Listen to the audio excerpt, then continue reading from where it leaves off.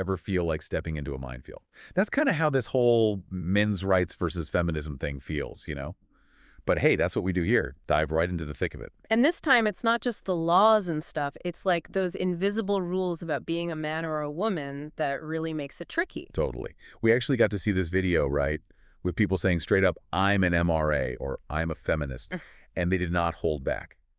We're going to pull some direct quotes for you, so it's like you're right there in the room. Which is important in a debate where, let's face it, things can get heated fast. These aren't just ideas. They're about people's actual lives. 100%. So right off the bat, this question kept coming up. Do men even have all their rights? The MRAs in the video, they definitely felt like there were some unique challenges, and it all seemed to come back to this whole, like, be a man pressure cooker. Yeah, it's not that they felt a specific right was denied to them, but more like those traditional expectations can really backfire, you know? Right, like having to be the strict provider, never showing any weakness, all that. Exactly. And get this, one guy told a story about spending over $300,000 just trying to see his kid after a divorce, international custody battle. Makes you think about the anxieties around family courts and all that. 300 grand, man, that's a whole other level of stress right there. Now, the feminists, they didn't say men don't have it rough, but they saw it more as a side effect of the whole system, the patriarchy, rather than men being targeted, you know? Right, like they're all saying, we're all caught in this web, but let's not forget who spun it in the first place. And to back that up, they dropped some stats about what women face after divorce, financially speaking. Yeah, like that whole thing about women's income dropping 27% on average after divorce, plus they're more likely to be in poverty, less likely to remarry. Paints a picture. It does, and they took it back even further historically. You know, women in the U.S. couldn't even open a bank account without a man's permission until 1974. 1974, that wasn't even that long ago.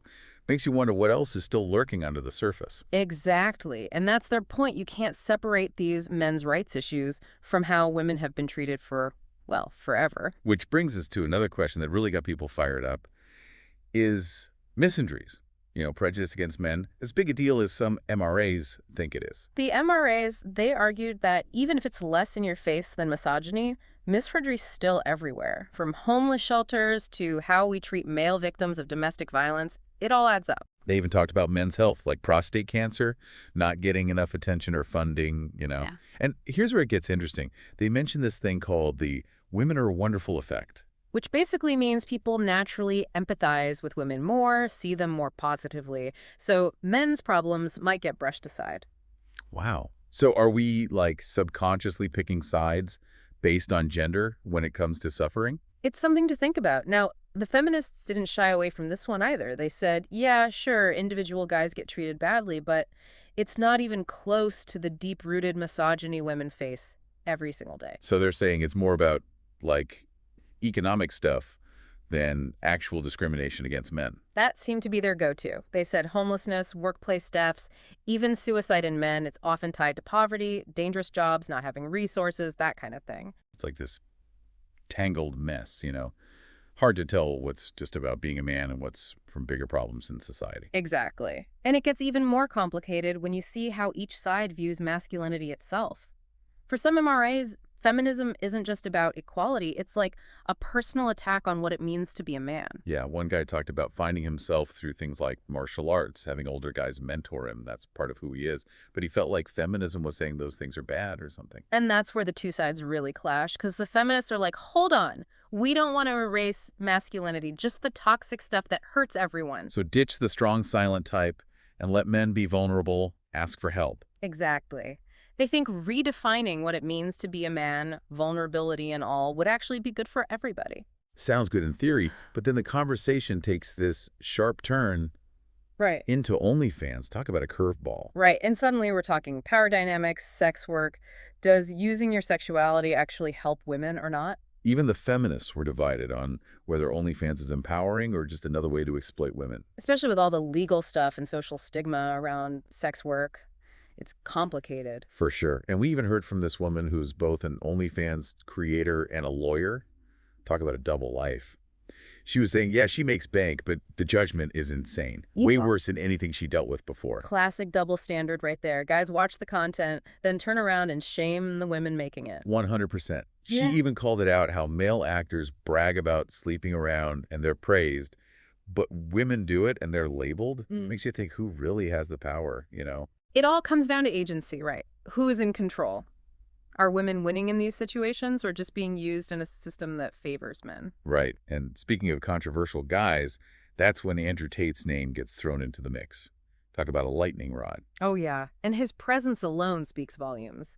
Tate's become this symbol for modern masculinity. Some love his self-improvement message. Others say he's just straight up misogynistic. And it's not like the serious charges against him help human trafficking, rape, it's heavy stuff.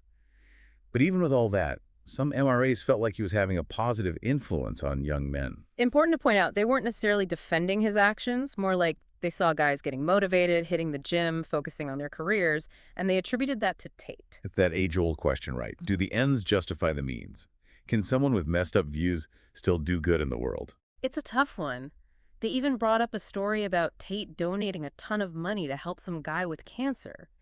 So how do you reconcile that generosity with the horrible things he said? It's like we have to face this uncomfortable truth. Sometimes good deeds come from flawed, even dangerous people. And it makes you rethink the whole good versus bad thing. Can you or should you separate the good from the bad when it comes to people? It was interesting to see how that played out because it wasn't a simple yes or no. Yeah, it felt like they were trying to walk this line between recognizing that men have struggles, but also, like, calling out the bad apples in the bunch. Right, like, we're down to talk, but let's not pretend every men's rights group is the same. They brought up how some online stuff, even if it starts as advocating for men, turns into these echo chambers of negativity, even hate towards women. Oh, absolutely. Like those pickup artist forums or podcasts that just bash women and complain about being a man these days. Exactly. And they saw that as bad for everyone, not just women. Because if your whole thing is built on resentment and blaming others, you can't really have a productive conversation about equality. Which leads to this tricky question. Can you be sympathetic to guys who are genuinely hurting while also calling out the hateful stuff that gets mixed in with men's rights? It's a tough balance for sure. Needs a lot of nuance, empathy, trying to see the other side, even when you disagree big time. Which, let's be real, isn't easy these days. Everyone's so polarized, always looking for a fight. Totally. But that's why these tough conversations, the ones that make us squirm a little, challenge our views, those are the most important ones to have. Right, because if we can't even talk respectfully when we disagree, then how can we ever fix these problems and make things fairer for everyone? Exactly. And that's maybe the biggest takeaway here, realizing these issues are complicated. There's no simple answer. Yeah, for sure. But by listening to each other, really trying to understand, we might find that middle ground everyone's looking for. Will said. I think that's the perfect note to, well, not end on quite yet.